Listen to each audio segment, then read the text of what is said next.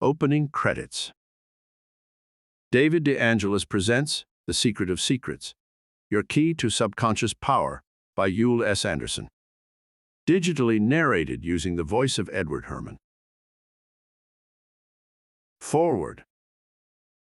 This book is intended to show how the spiritual realization of an indwelling God may be applied to the various problems of everyday living. My previous book, 3 Magic Words, ended with the revelation that man's consciousness is God's consciousness in process of becoming. The Secret of Secrets begins with this premise, then lays down a method by which such awareness may be used for the practical end of a richer and fuller life. This method is somewhat like yoga. It was indicated by Sri Aurobindo in summing up the Bhagavad Gita when he wrote, "The secret of action is one with the secret of life. Life is not for the sake of life alone, but for God. Action is for self-finding and not for its external fruits. There is an inner law of all things dependent on the Supreme, as well as the manifested nature of the self. The truth of works lies there. The largest law of action is therefore to find the truth of your highest and inmost existence and live in it. Only by discovering your true self can your doings be perfected in a divinely authentic action. Know then yourself. Know your true self to be God and one with the self of all others." The method offered for mastery over life is to make a sacrament of every thought and deed, giving each to the Lord and Master of creation without attachment to results. By such a procedure, a man gradually frees himself of the limitations of personal ego and comes to understand that a larger power, a greater self, may be unloosed through his own nature. He sees that it is God who thinks in him, God who wills in him, God who acts through him, and a new spiritual center of gravity is established. The ego dissolves, God consciousness comes, and a man's peace and power are immensely enhanced because he moves in tune with the infinite. On the surface, this appears a contradiction to the generally accepted premise that positive thinking can change one's life, but in fact that premise is developed here far beyond such psychological limitations. Positive thinking alone is not the key to attainment, else there never would be a confident failure. Man is not bigger than God, and in the end, it avails him only heartache to impose his ego will on God's will. Yet man is far more than a puppet. He is God himself in process of becoming, and it is by seeking out the nature of this real self that he prospers. This, however, he cannot do without first having a positive viewpoint of life. He must believe in his own immortality, in the assured ends of truth, justice, beauty, and brotherhood on earth, and when at last he has laid aside ego and glimpsed the limitless dimensions of his true spiritual being, then he sees that nothing is impossible to him. He achieves divine consciousness, his word is law, his thoughts rule the universe. Such is his destiny. To that end, may this book lead you. Chapter 1. The Core of the Problem. We punish ourselves. Alex was a middle-aged man in a Midwestern city. His history was an astonishing record of failure. Whatever he turned his hand to eventually crumbled about him. There came a time when he could not even find a job. He and his family were destitute. His wife said, "I can't understand it. Alex is the kindest man I've ever known. He's a hard worker, and I know he's smart. Other men, smaller, meaner men, are successful. But poor Alex, all his luck is bad." "Does he think so?" she was asked. She nodded. "He believes God is punishing him." It took a long time to persuade Alex that God punishes no one. His guilt complex was so deeply rooted that he was dangerously passive. He felt compelled to be kind to others because of this guilt, but he expected nothing but misfortune in return. His personality was so involuted that he lived as if in a funnel. He was all turned in on himself. Only when he began to sense finally the infinite spiritual presence of God did his ego start to dissolve. Then he began to see other people for the first time, not as extensions of his own personality, but as living embodiments of God. His sense of personal worth grew as he gained humility. One day he was offered a job by a chance acquaintance. Today he is a vice president in that company. The president says of him, Alex inspires confidence. Something looks out of his eyes and says, "I like you. Let's be partners." God consciousness indeed has remade the life of this one-time failure. Seeds of destiny. Each of us carries within him the spiritual causes that determine his destiny. Sometimes these causes are not so much spiritual as psychological prompters, and when they become twisted through fear, hate, bitterness, or resentment, our lives can be driven calamitously. But psychological prompters, no matter how deeply buried in the subconscious, can be overcome by spiritual understanding. This understanding may be arrived at by intellectual grasp, by suffering, or simply by humility, very often by all three, but once arrived at it is as a new birth of the soul. That which you fancy yourself to be you never have really been, for it is a thing that changes with the seasons and alters with the tides. What you truly are is a permanent thing, changeless, with its foundations planted in eternity. To let go of the old self and cleave to the new is the essence of spiritual growth. This new birth, without which, Jesus said, a man cannot enter the kingdom of heaven, completely alters the world. He who views the world through the ego sees all things as existing outside himself.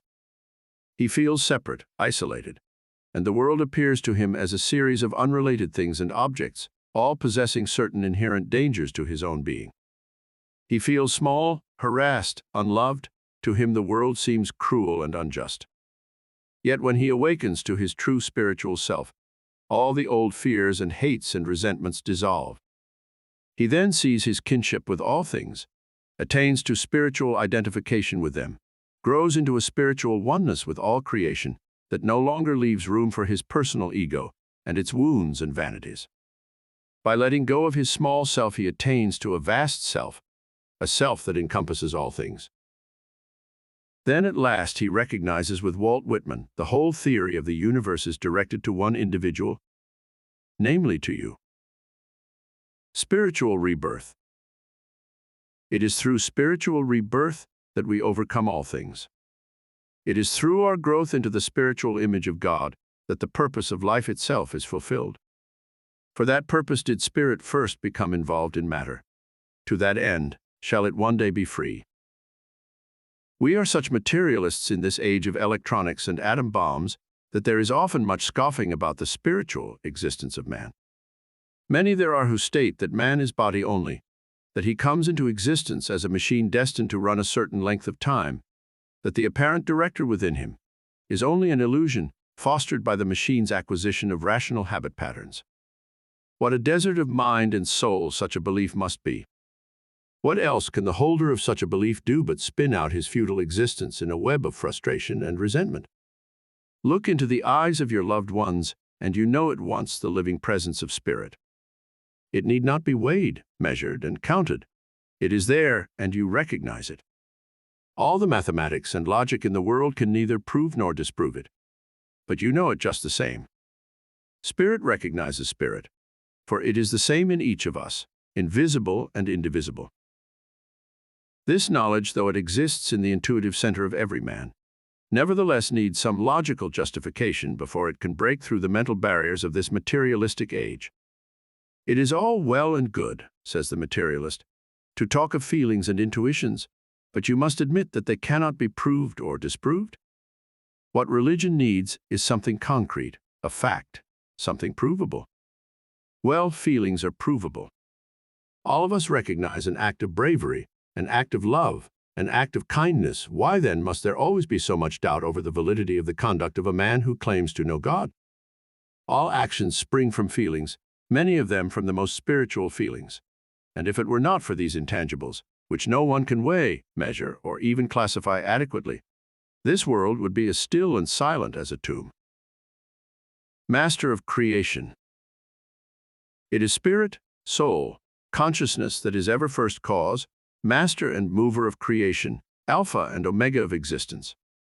It is God's stuff, infinite, eternal, changeless, arrested but a moment in form, manifesting its myriad appearances as a dancer might display infinite numbers of costumes, but remaining always one, indivisible and changeless.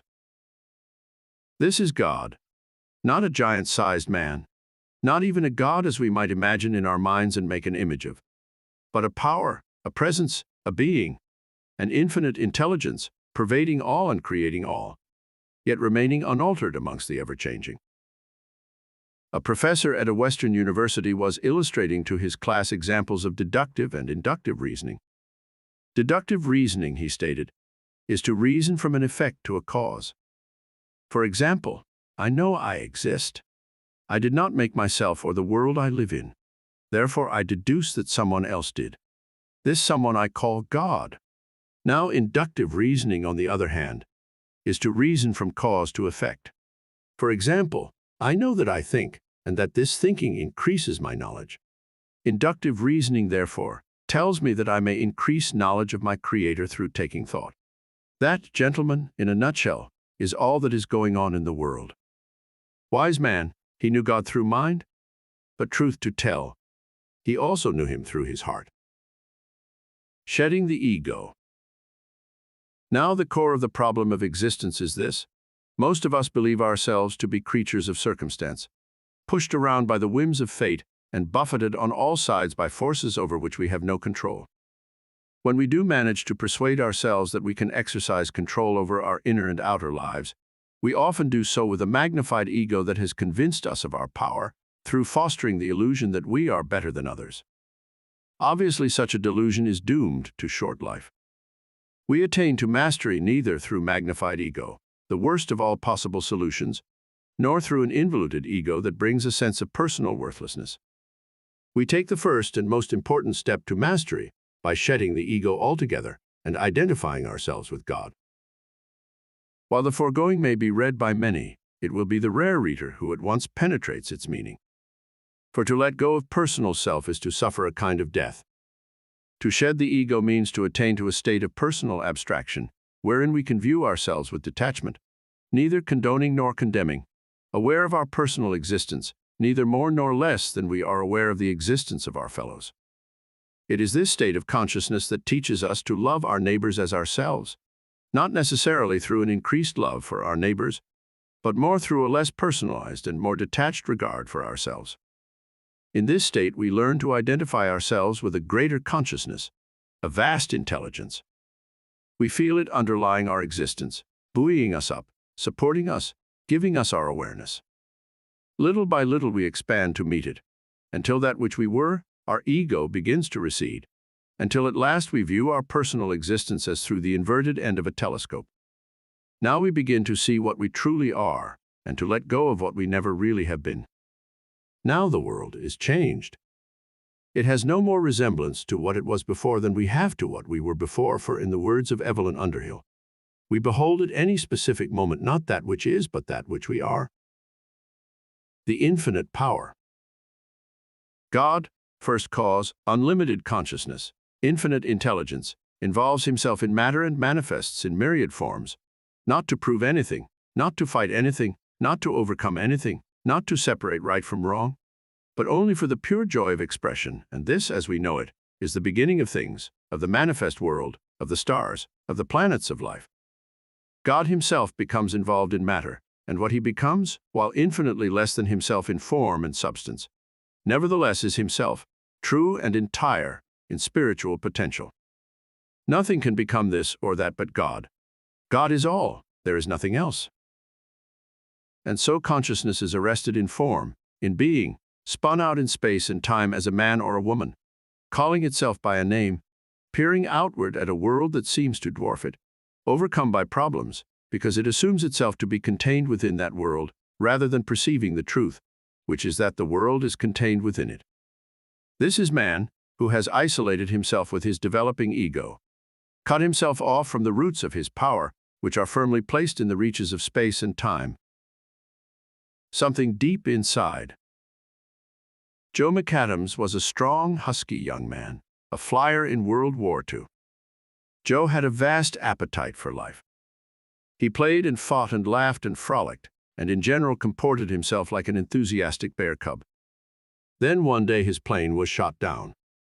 Joe was wounded in both legs, but managed to parachute from the flaming ship. He landed in the sea, where he floated for hours in his life jacket. Sharks attacked him. Joe fought them with his knife. When he finally was picked up, he barely was conscious and had nearly bled to death. Both legs were so badly damaged they had to be amputated. Joe, intensely physical, joyous Joe, faced life as a cripple. He went into a state of shock. Though conscious, he would talk to no one. He had to be force-fed. The plain fact was that Joe no longer wanted to live. He apparently had taken the mental stand that if he couldn't be whole in body, he wanted nothing further to do with life. He grew gaunt and pale. His skin hung lifelessly on his mangled body. Yet he did not die. Some spark within him resisted. For many months he seemed to hover on the very brink of death. Then he began to recover. First sign was a return of color to his face. Then his eyes grew brighter. Then one day he smiled. After that, he rapidly regained his strength. With a zest, he entered into the rehabilitation program, learned how to be expert with his new artificial legs, set about studying hard so that he eventually was accepted at one of the East's finest engineering schools. Today, Joe holds a responsible job with one of the nation's leading manufacturers.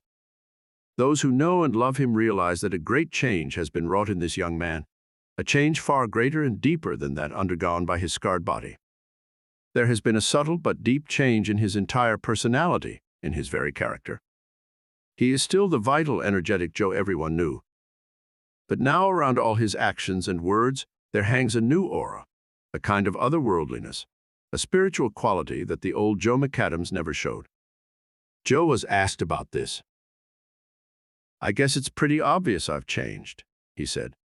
"Inside, I mean, where it really counts. And it's more than just a change. The old Joe McAdams died out there on that Pacific atoll, where he lost his legs. I'm the new Joe, and I was born on that same Pacific atoll. I was born one day when I realized that everything in life changes and fades away. And the only thing that stays is something inside you. Something that is you, and yet is not you, and is big and powerful and always there. It's God, I think. That's what really changed me." Spiritual realization. Do you assume for one moment that some freak of circumstance, some coincidental arrangement of atoms and molecules, some bizarre chance from among an infinite number of chances, has caused you to exist? Have you not looked inward on yourself and become startled beyond all possibility of recovery by the tremendous and sudden awareness that you are you? There are no words to express the true miracle of this self-discovery. That the world exists, the planets, the stars, the mountains, oceans, seas, is a workaday thing, the substance of life, the backdrop against which the play is staged. But suddenly to realize that you, that unique and individual you, are here, are witness, are called into being. This is to know God, fully and surely. Such a realization forever lays to rest all materialistic philosophy, all atheism, all agnosticism. God is, you are, God is in you. One evening, a professor of mathematics, a forceful experimenter and a questing man, was told of such spiritual revelation. "You say you experience this thing," he answered. "So I believe you. All right, let's accept it. God manifests himself in myriad forms through the mere joy of his being, and what he becomes is less than himself for a moment, but truly himself in eternity. What's the point? Surely you recognize that people suffer. Many people you must have known have gone through anguish because they had not resources to cope with some worldly situation, and thus were forced to suffer. Who suffered then, these people or God? And if either or both, why? Surely God is no masochist, enjoying self-punishment. Yet why does he become less than himself and literally frustrate and torture himself? It is not God who suffers, or even the people, he was told. It is only the mask God has donned that suffers, and this does not truly exist, but is only illusion. Is it illusion when a man is dying of cancer, and he cannot even withhold his screams at the pain? That which suffers is an illusion, bound to illusions, fed by illusions. This is ego, the sense of personal isolation from God. When an individual surrenders his ego, he then identifies himself with God and no longer can suffer, nor can he die. Cancer cannot kill him, for cancer is an illusion. even as that which it preys upon is an illusion. You would have a most difficult time explaining that to the American Medical Association, the professor answered. There is even a difficult time explaining it to those already convinced that spiritual causes precede physical causes. But that does not alter its validity. A whistle can be made that sounds a note so shrill that only the rare human ear can hear it. To the great majority of mankind, the whistle is silent. But that does not mean it does not sound its note. There are those who hear the whistle. There are those who perceive God and thus are free of the sufferings of the ego. Then it is your belief that disease is just one of the sufferings of the ego? Yes. What, in your opinion, causes disease? The distortions of the ego: fear, hate, bitterness, resentment, jealousy, guilt, and their cousins. These work on the subconscious, call into existence physical counterparts to match the suffering ego. And what is the cure? Shedding the ego and making a spiritual identification with God. Failing that, see your doctor. He laughed. I shall see mine first, thank you. He didn't, however. Since that evening, our professor has come a long way in spiritual discovery. His naturally inquisitive mind has led him down many roads, but now he is vigorous in his contention that all physical manifestation has a spiritual cause, and that disease itself is just one more evidence of man's being out of joint with his spiritual source. Life against life. It is indeed difficult to shed feelings of separateness and isolation, for it almost seems that these are foisted upon us by the very nature of life. We look about us, and on all sides we see living things preying on living things. The oft-repeated picture of a number of fish, each successively larger than the next, and simultaneously swallowing each other, seems to give us our most apt picture of life, the eater. Eating is eaten. It is from this observation of what Darwin termed the survival of the fittest that we perhaps develop our submerged hostilities and general cynicism toward the underlying lovingness of God. It is from this observation that we perhaps even develop our atheism, our spiritual hopelessness, our existentialism, our feelings that life is against us. What we fail to perceive is that God is all, that nothing is ever lost, strayed, or unredeemed. No one falls but what another takes his place, and no one truly falls, and no one truly wins, for each is God. Do you think for a moment that God wins victories over himself? Yet the plain and irrevocable fact is this: life feeds on life. In the drama unfolded by master intelligence manifesting itself in myriad forms through the mere joy of existence, the procession of movement through time and space and matter is accomplished through one form being destroyed and replaced by another better and more serviceable, and therefore truer form. Thus, life feeds on life. It is almost as if God is thinking, and each of his thoughts manifests a form, and then another truer thought absorbs the old one, making a new form, and so on. God becoming. Now, of course, we come to the standard shout of dismay. How can it be, the egoist moans, that a just and loving God would conceive such a method of unfolding himself? A method that visits untold suffering upon his children as they are forced to struggle, to suffer pain, be defeated, and finally die. And the answer to this question is that it is illusion that we are separate from God. It is illusion that we are children of God.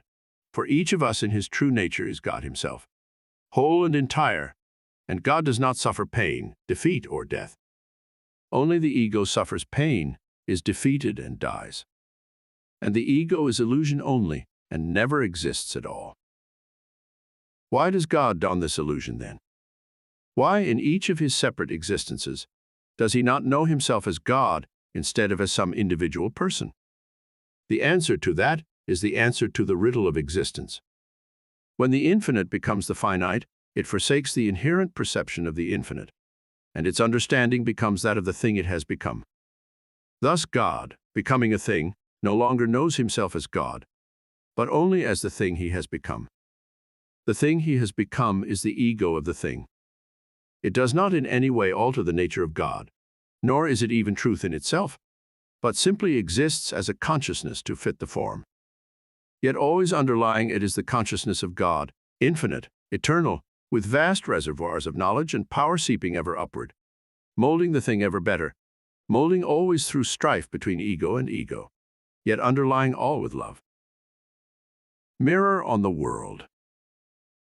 Mount Whitney is the highest peak in the Sierras. From its slopes, it is possible to look eastward on a clear day into the vast reaches of rugged Nevada. Nowhere, as far as the eye can see, is there sign of another human life. You can look upward, focus on a pinpoint in the blue, look outward, and the land undulates to a level horizon. Look downward, and the earth seems remote, detached, the habitat and handiwork of another race. Here you can sense yourself as the very center of the universe. All lines of force and purpose pass through you. Move and the center moves with you. All things meet and resolve themselves here. You are the center of an unimaginable circle, whose circumference is nowhere and whose center is everywhere, so that anyone, no matter who or what or where he may be, sensing the circle, senses himself as the center. This is God's universe. It is infinitely one. No matter our spiritual dedication, however, material life continually forces itself upon us. Daily we meet tensions, competitions, exertions, emotional peaks and lassitudes, so that it is almost as if we were riding a roller coaster over bounding forces that we do not and cannot control. We feel isolated in our fleshy prisons and long for the touch and contact of another hand, the consolation that someone else exists and feels the same as we, alone also, reaching out. We are constantly beset by feelings of inferiority and personal unworthiness, so that we adopt standards that are all based on our comparison with others. People are better looking, worse looking, smarter, dumber, taller, shorter, thinner, fatter, poorer, wealthier, stronger, weaker, healthier, sicker, more talented, less talented, always in reference to ourselves. We hold up a mirror to the world, and the mirror is our ego. We see everything through it, and everything is colored accordingly. You see only what you are. Henry David Thoreau wrote, "What a man thinks of himself, that it is which determines or rather indicates his fate." It is this peculiarity of the ego, that it can only see what it already is, that blinds us to the vast possibilities of our lives. If the ego feels unloved, it finds only an unloving world. If it hates, the world hates it. If it is bitter and cynical, he knows only a bitter and cynical world. Rare is the man and wise who perceives that all possibilities are right where he is. He need only change his perception to see them. He doesn't create them by changing his perception. He only becomes aware that they are there. They existed all the time. It is this spiritual and psychological law that all change must first be wrought in consciousness before it can be perceived in the outer world that gives life its exciting possibilities. Each of us can, by an act of mental decision, alter his consciousness and thus alter his life. This is not to say, for example, that by some miracle you one day can be incapable of comprehending higher calculus, and the next understand it perfectly simply because you have decided to understand it. Decide to understand it, and you remove the barriers to understanding it. You first may have to learn arithmetic, algebra, plane and solid geometry, and a number of similar tools, but if your decision is made firmly, one day you will find yourself understanding calculus. The seeds of all possibilities exist within you. There is nothing too great, too vast, too undreamed of that you might not aspire to it, and in time have it grow into the image of your dream. The power of decision. A few years ago, a young man came to Hollywood in an empty boxcar of a freight train. He had no money and only the few clothes on his back. He washed the dirt from his face in the restroom of a gas station and went immediately to the gates of 20th Century Fox Studios, where he requested an audience with Mr. Darryl Zanuck, production head of the studio. The gateman took in his soiled clothes, his lack of coat and tie. His face clouded with outrage. "Get out of here," he shouted. "No bums or panhandlers allowed." The young man left, crestfallen. He had been so sure that his confidence, his very brash hopefulness, would gain him the audience he sought, that he had not even considered the possibility of failure. He could not even get through the gates of a studio. He was so shaken that he couldn't bring himself to try another. But that night he came to a decision. He would be an actor no matter the hardships and disappointments. He would let nothing daunt him. He would work, he would learn, he would study. And in the end, he made this solemn resolve. He would be an actor.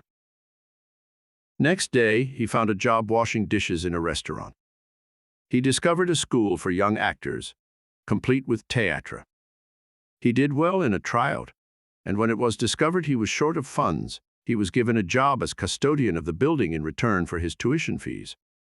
He was also allowed to sleep in the théâtre. He spent 3 years in this manner, working, intent on his resolution. Then one day, as he was walking down the street, he was stopped and asked if he were an actor. He answered he was. He was offered a screen test. After the test came a contract, then a small part, then a larger one, then a starring role. Today he is one of Hollywood's biggest stars, secure at the top of his profession because he knows his job so well. Many will insist that our young man would have been stopped on the street and asked if he were an actor regardless of whether he had spent those years working and studying to prepare himself, but we must insist otherwise. It was no coincidence that he was stopped. The quality of his consciousness attracted this circumstance to him, and his consciousness had been tempered to that quality by the years of training and discipline he had subjected himself to. Thus it is that always we call into existence around us those images that we visualize in the depths of our being, and any man, by the power of his decision, has the capacity to change his consciousness and thereby change his life. It is by expanding our consciousness, then, that we may influence and even control our destinies, and the tool with which we are able to accomplish this is by forsaking the ego and identifying ourselves with God. It is obvious that an all-wise and omnipotent God is aware of all things, past, present, and future. It is similarly obvious that the will of a person or individual ego imposed upon the will of God is not going to change God's plan. It is through such realization that we become aware of the futility and the suffering caused by the exertion of ego will, but it is also through this realization that we run up against one of the greatest snags in the doctrine of free will as against that of predestination. For our contention is that despite the fact that all things in the future are known to God, man himself is possessed of free will, freedom to determine the events and happenings of his life. Free will and predestination. Some contend that if God knows what is going to happen, that particular thing must happen, and man cannot alter it, and therefore he is a mere puppet and does not have free will. But the mistake that these contenders make is that they are thinking of man as ego, rather than as a part of God, or even God himself. Man is not separate from God. It is only the illusion of his ego that makes him appear so. And God is not deluded. Therefore, he does not recognize man as man, or individual men as individual men. When there is a thing to be done in the plan that he holds, he knows that he himself in one of his myriad forms will do it. He does not concern himself whether this particular form has the illusion that it is Bill Jones or Ed Brown. He only follows the law of his nature, and the consciousness best suited to the thing accomplishes the thing. Thus it is that as individual egos we have complete freedom to change or alter or improve the quality of our consciousness so that it will be best suited to the thing we want to do. When the consciousness has been so altered, the thing to be done is inevitably attracted. This is God's law. It is therefore through the alteration of consciousness, and not through exertion of will, that all things come to us. Ego will is for one thing only, and that is to impose discipline upon itself. The power to make a decision lies in the power to discipline the ego, and it is here and only here that ego will may be and even must be exerted. Ego will never can be exerted over things, over people. To attempt to do so only creates the opposite reaction. Confine your use of willpower to yourself, to self-discipline, self-control. Develop in yourself the power to make clear-cut and firm decisions, to stick to them no matter the obstacles. In that manner you will expand your consciousness to meet the goals you have set for yourself. Forsaking ego will. In all things other than self-discipline, we must learn to forsake ego will and subject ourselves to the will of God. This is not the subjection we might first think it to be, for all we are doing is forsaking the ego, which is illusion anyway. and attuning ourselves to the will of our greater self, which is God. By subjecting ourselves to the will of God, we recognize Him not only in ourselves, but in the world around us, in the people we meet, in the objects and things and circumstances of our days. We begin to see things as a whole, and we begin to find our places in that whole according to the quality of our consciousness, a consciousness that now is taking on greater and greater powers because it has begun to identify itself with God. In all things we see the master hand, and in many things the hand of the master becomes our own. One sometimes hears it said by those who have buried 3/4 of their natures that there is nothing in this world worthwhile except those things that have proven they are facts by taking form. A tree, they say, is a fact. It exists as a tangible thing and bears its own testimony to its existence, so that nothing more need be said about it. Even the kinds of trees, elm, birch, fir, cedar, etc., can be recognized without difficulty, so that no debates, arguments, or theories need be postulated about them. All ideas, emotions, and feelings, say these materialists, are merely reactions of individual natures to a world full of things that are facts, but which individual natures attempt to disguise in order to make them conform to personal desires. This last thesis, however, certainly smacks a good deal of an idea in itself, and perhaps defeats the entire contention. In any case, defeated it is. For nothing in the world is more impotent than a thing in itself, and nothing in this world is more potent than an idea in itself. Form out of idea. Follow the process of creation, and you will see that the idea always precedes the thing, and the thing is never the whole embodiment of the idea, but only a partial manifestation of a vision, dimly seen and partially understood. This particular conclusion not only may be applied to art, music, literature as the obviously creative fields, but as easily can be applied to the worlds of medicine, physics, chemistry, and electronics. A Tolstoy bringing forth from the recesses of his subconscious those ideas which took the concrete form of war and peace is still no more a creator than Newton pondering the falling apple, and from it arriving at the law of gravity. Each entertained an idea, each gave it form. It is this power of decision, this law of form out of idea, that is at once our salvation and our undoing. Sensing it, we sense all power within ourselves, but at the same time we build a wall around it that insists it into the small thing the ego is. We can be anything we wish to be, take any stand we wish to take, the decision is ours. But as long as such decision or stand is motivated by the ego, it can have no greater power than that of the ego, which is scarcely any power at all. If there is one thing in all life that is an unavoidable conclusion, it is that all things are the manifestation of some directing intelligence with an absolute purposefulness of design. Life is going somewhere, is unfolding something, has a definite goal, and these things, even the most egoistic of us must admit, are in the hands of no man, or even group of men, but rather rest in the lap of the intelligence that created all. Once we understand this, once we have complete faith in the existence of this master intelligence, once we know God, we no longer desire to change the world, but immediately sense that our salvation as individuals lies in attuning ourselves to it. No man, living in pride and vanity, can do this simple thing. Whether his ego is bloated because of his sense of superiority, or whether it is involuted because of his sense of inferiority, it is one and the same. He has cut himself off from the roots of his being and no longer has the slightest wish to attune himself to the world, but rather insists that the world itself be changed. He is like a spoiled child, unheeding of others, unheeding of the plan by which the household is run. He thinks only of himself, sometimes even deluding himself that he is thinking of others, but he cannot see others at all.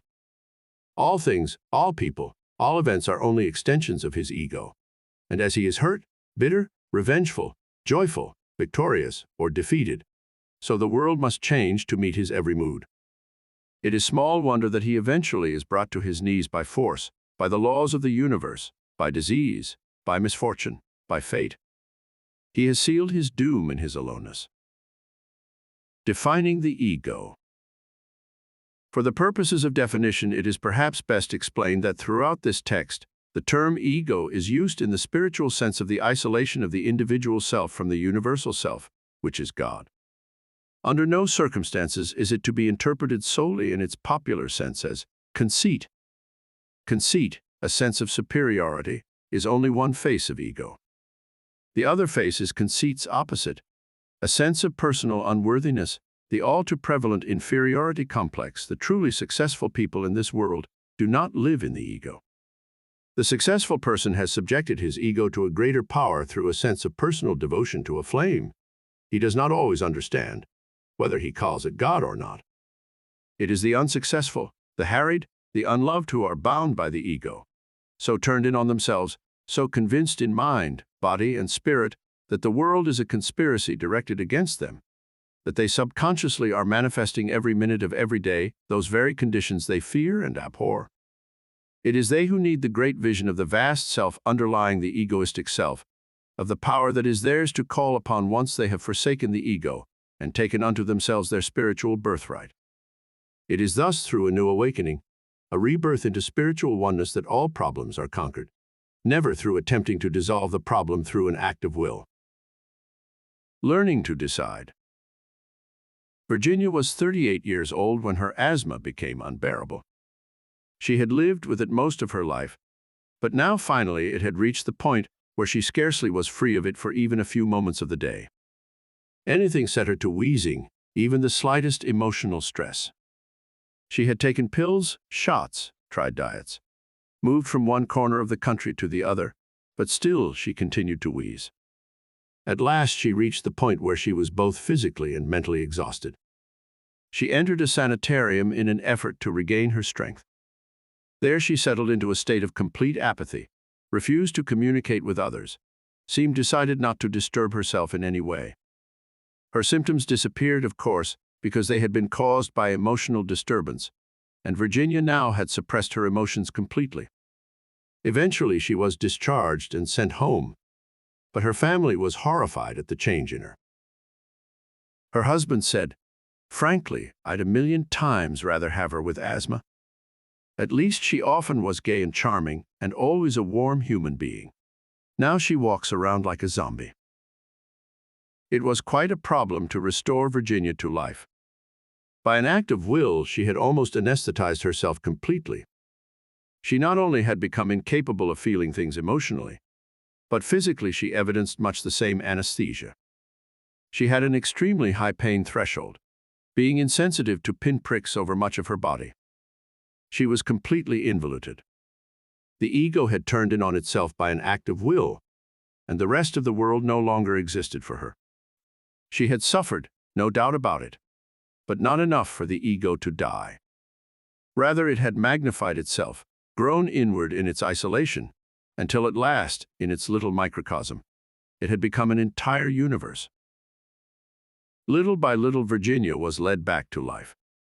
One day she was persuaded to umpire a ball game between the youngsters of the neighborhood. Much persuasion was necessary, but eventually Virginia took the field. Though she once had been an accomplished player herself, for the first 2 innings, Virginia obviously was confused.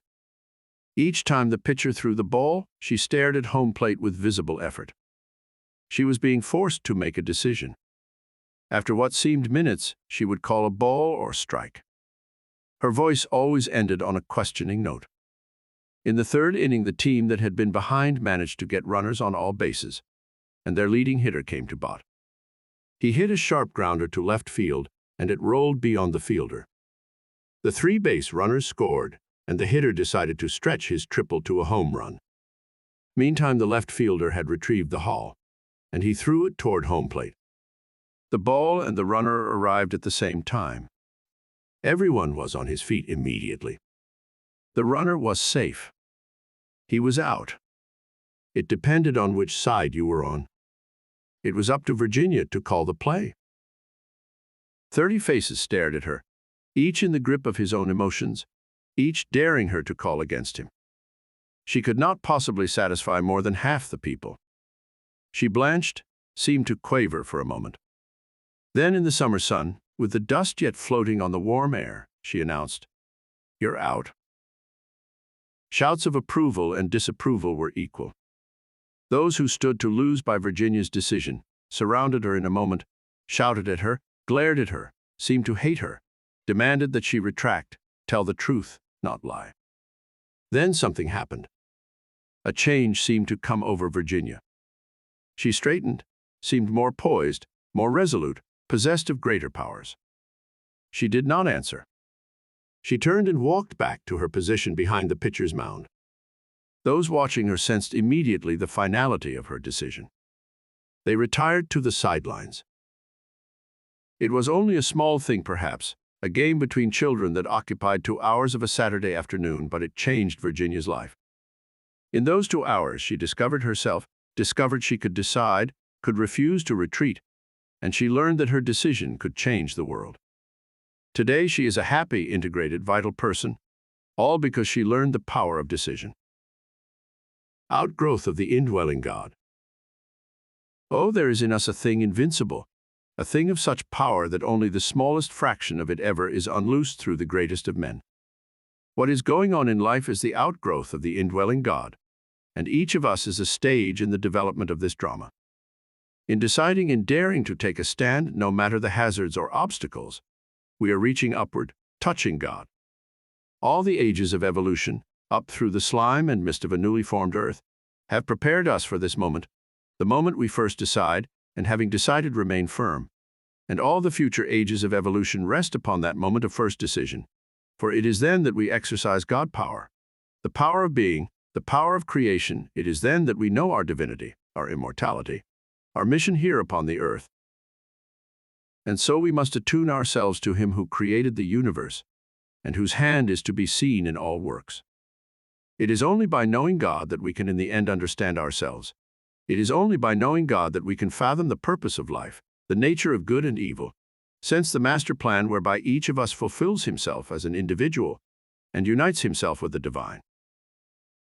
The secret is breaking through.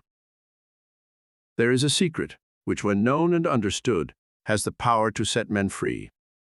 It is not a thing that can be summed up in so many words, though it has been and will continue to be so stated, but is rather a thing of spiritual experience, a feeling, an outgoing of the soul, a breaking through the shell of individual identity, a flowing together with God. For this purpose does the endless drama of birth and death and individual manifestation progress on earth and throughout the universe. To this end does each individual live. According as he realizes his own nature and his relationship with God, does he fulfill himself and life. This secret is rapidly making itself known over the face of the earth. It has become the common meeting ground of all religions. Whether you are Christian, Muslim, Hindu, Buddhist, or Jew, you stand with your fellows as one man the day you approach your Creator with single-mindedness and ask to know Him. He will not deny you. It is His purpose to enlighten you. Jesus said, "It is your Father's good pleasure to give you the kingdom of heaven." You can develop your spiritual awareness by engaging in daily meditation periods. For that purpose, a meditation is appended at the end of this chapter and each subsequent one. Some are designed to overcome specific problems. All strive for spiritual wholeness. Each is a bridge between the individual and his Creator. Each explores the nature of being. First, meditation. I affirm that my true self is spirit, is not contained within the limits of my body, had no beginning, will never end. This thing that I am is a subtle thing, underlying my ego and my sense of personal self. It is of such dimensions that I constantly must strive to understand it. It is not my body, it is not my name, it is not the identity by which the world knows me. It simply exists, unchanged by the ever-changing scenes of life, unaltered by any coloring that my ego may give it. This is my true self, and I long to know it. I still the questions and imagined hurts, the vain goals of the ego. I slide deep within myself to a pool of consciousness that rests forever in absolute stillness. In a center as small as a pinpoint, I find infinity. I look inward, and there is God. All is contained in this center of consciousness. Smaller than the small is this pinpoint, yet vaster than the vast. Here I know myself. I center in God, become detached from my personal ego. From this vantage point, I'm able to look upon all things with love. I observe my ego as a person apart, with understanding but with control. I see that I never was what I thought I was, nor was I ever different than what I truly am. My consciousness is the consciousness of God. I declare my unity with Him. I exercise no will in the things and events of my life, but concentrate always on attunement with the purpose of God. Insofar as I succeed in this, I cannot fail, for God's purposes surely will be realized. I subject my ego, I yield my will, I attune myself to the power that flows heavenward throughout the universe. Chapter 2. The Secret of Secrets. All-pervading Spirit. Many people, when they think of God, conjure up the image of a giant-sized old man who dwells in the clouds, and this vision, or rather the lack of it, is a serious deterrent to their spiritual progress. In the first place, it is especially difficult to unite with God if you envisage Him as having a separate existence from yourself, and this is doubly true if you visualize Him in an anthropomorphic sense, in the form of a man, for in so doing you cannot help but give Him human features and a human personality. In contrast is the beautiful simplicity with which God sometimes is described to children by their parents. Nearly all children sooner or later inquire, "But if God is here, Mommy, why can't I see Him?" And it is the wise mother who replies, "Because He is a spirit, dear." God is a spirit. He is that very consciousness that is you, that is all creatures, and His form is not that of a giant-sized old man, but is all form, the countless, myriad, numberless forms of life. We can know God two ways: by observing His forms and works in the world, and by exploring His existence within us. The first method has been largely the province of the sciences, physics, chemistry, mathematics, electronics, etc. The second has been the province of the arts, literature, painting, music, and more concretely, philosophy, religion, psychology. It is surely true that the more knowledge of life we have, the more we know of God, and it is extremely likely that we can learn as much about God from the discoveries of science as we can from the writings of philosophers. But the one place, the one irrevocable, indisputable place where all knowledge is contained, our own personal laboratory, carried around with us every minute of every day, is our own consciousness. Here in the recesses of our awareness we can learn to meet God, expand the limits of our being, acquire knowledge, personal peace, increased power. As Mary Baker Eddy stated, to live so as to keep human consciousness in constant relation with the divine, the spiritual, and the eternal, is to individualize infinite power. The inner you. There once was a man, a sincere seeker after truth, who became so repelled by the workaday world and its apparent injustices that he retired to a remote region of the country and undertook the life of a hermit. "I am going to get back to nature and away from people," he said. In this way he hoped to find the God he had searched for so long, and whose existence never had been revealed to him. He took only the crudest implements of living and disappeared into the western wilderness. 8 months later, a forest ranger chanced upon his camp. Our friend lay seriously ill. His once robust body had wasted away, and he was in a state of delirium. The ranger called assistance, and the sick man was taken to a hospital. For many days he lay near the edge of death. Then he took a turn for the better. At last, he opened his eyes. The doctor was bending over him at the time, watching him with care. A shout of joy gathered in the sick man's throat. He raised up in bed, reached out his hands. The doctor took them. The sick man wept, a smile of gratitude on his face. Later, when he finally was able to speak of his experience, he said, "For 8 months I had been alone in the forest. All that time, I did not hear another human voice or look into eyes that mirrored human understanding. Always I searched for God, in the trees, the streams, the birds, the animals. I tried very hard, but the harder I tried, the more the wall seemed to grow between me and that. Then I fell ill, eventually lost consciousness. When I awakened in the hospital, I found at once what I had searched for so long. I looked into the doctor's eyes, and there I saw God. I cannot tell you how I recognized Him. All I know is that I was possessed by such a feeling of warmth and lovingness as I have never known.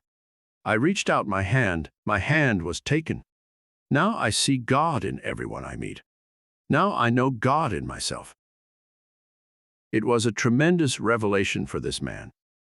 He had been so blocked from love that he had been blinded. But in his weakened state, in his need, help was given him. He loved. When he loved, he saw God. The outer mask. What is the nature of this infinite, eternal, omniscient, and omnipresent Spirit that we give the name of God?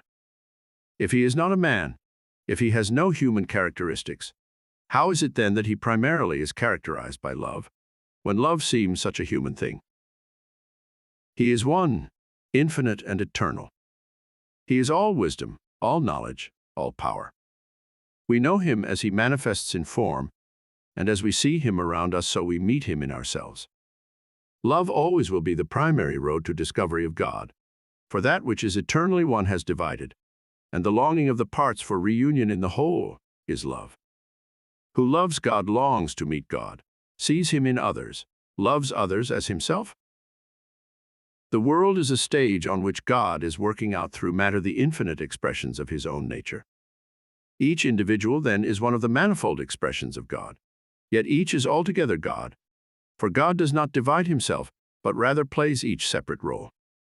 Human personality, or ego, is only a disguise which God for a moment has pleased himself to don, in which, for that moment, he actually has lost himself, but which has no true existence, for what it seems to be is only the smallest indication of what it actually is. Within every creature. Reinhold Niebuhr said, "The self is not a particular self merely because it is in a particular body," and by so saying he summed up the entire religious question. Only one thing is at work here and throughout the universe. It has become all things, and will continue to become all things. It does not separate itself from its many existences, but actually is them, complete and entire. It has not created man separate from itself, nor does it expect man to change its world. It does not stand in judgment on man, for why should it stand in judgment on itself? It neither rewards nor punishes. It knows exactly where it is going. All created existences are illusions it has donned to work out its many expressions. It refines each expression by conflict with other expressions, and the interplay of form against form, of form destroying form, is in itself an expression, as thinking might be, or building one thing from the ashes of another. But in actual truth, nothing is destroyed, for only one presence ever truly exists, and why should it change or destroy or alter itself? That which already is pure and complete, timeless and infinite. Delusion. Charles suffered a nervous breakdown and was committed to a sanitarium. He was a thin, sensitive man, well into middle age. He was an accomplished violinist, but his talent never had been sufficient to allow him to make a living in this manner. Before his breakdown, he had worked for a money-lending institution. "I couldn't stand it," he said. "I used to take my job home with me at nights. The idea of people needing things and not having the money and having to borrow it and not being able to pay it back. All I could ask myself was why? Why do some people have to live off the misery of others? Why do we fight each other, beat each other, own things at the expense of others? Good God in heaven, we even have to kill living things to eat?" Charles had an incomplete idea of heaven and hardly even a partial view of God's created universe. He separated all things into good and evil. The good things were those that benefited him, or gave him pleasure, or pleased his moral or ethical sense. The evil things were those that harmed him, or threatened him, or caused him discomfort, or displeased his moral sense. So he divided the world in two. Bad things had been created by the devil. Good things had been created by God. The obvious war that continually existed between these factors he mentally had chalked up to a war between God and the devil, and even his own self, his soul, he fancied enmeshed in the midst of this war, pulled two ways, now belonging to God, now to the devil, its eventual end uncertain as he faced the tides and forces of each day. No wonder he had suffered a mental breakdown. Yet, in a manner, every one of us is a Charles, and every one of us, without the pure vision of a God who is each of his creatures, suffers all of Charles's anguish. Separate from God, we flounder through life, victims of each circumstance we meet. United with God, we rise above circumstance, attract to ourselves those circumstances we truly desire, eventually seem to create circumstances. Our roots are in another